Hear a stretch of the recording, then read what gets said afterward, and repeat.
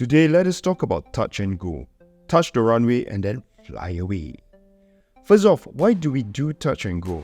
We want to save time by performing multiple takeoffs and landings. An aircraft will land on the runway, keeps its energy and then use momentum to take off again. We normally perform touch and goes to practice the takeoff and landings on certain types of aircraft or during endorsement flights.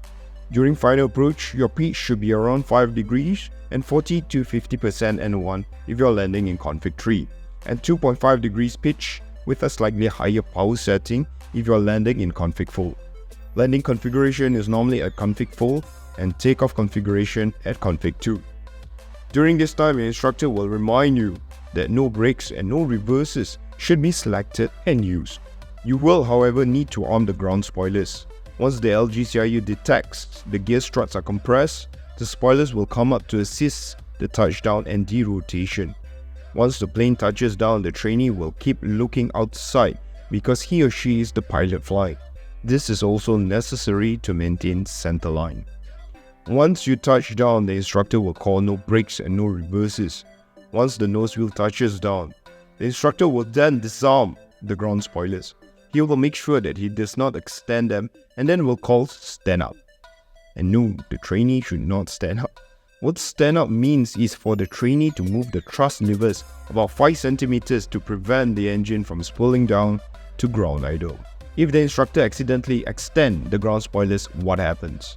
When the thrust levers is moved above the climb detent, a config speed brakes not retracted alert will appear and the ground spoilers will automatically retract. As the aircraft is rolling down the runway, the instructor will set the flaps to takeoff configuration.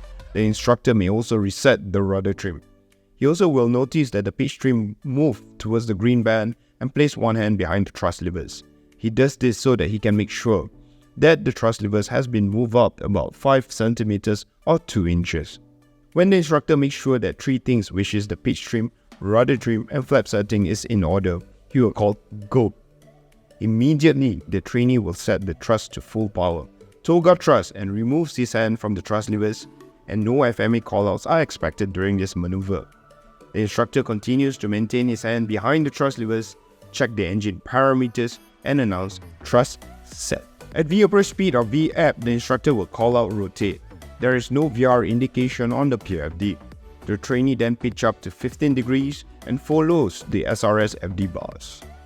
Once the aircraft is climbing out, the radio altimeters is showing that the aircraft is gaining height. The instructor calls out positive climb and the trainee tells the instructor to put the gears up.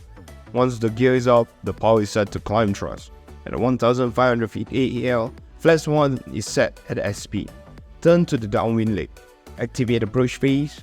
Perform the approach checklist and set manage speed. FD is off, bird on. Abeam the runway threshold, time 3 seconds per 100 feet. In this case, it is 45 seconds. Take into account head or tailwind. Add 1 second for every 1 knot of headwind and minus 1 second for every 1 knot of tailwind. As you are about to turn base, set flaps 2, gear down and arm the ground spoilers. At base, set flaps 3. When on profile, set flaps full and perform the landing checklist. Instructor will then call out again, no brakes, no reverses, to remind the trainee.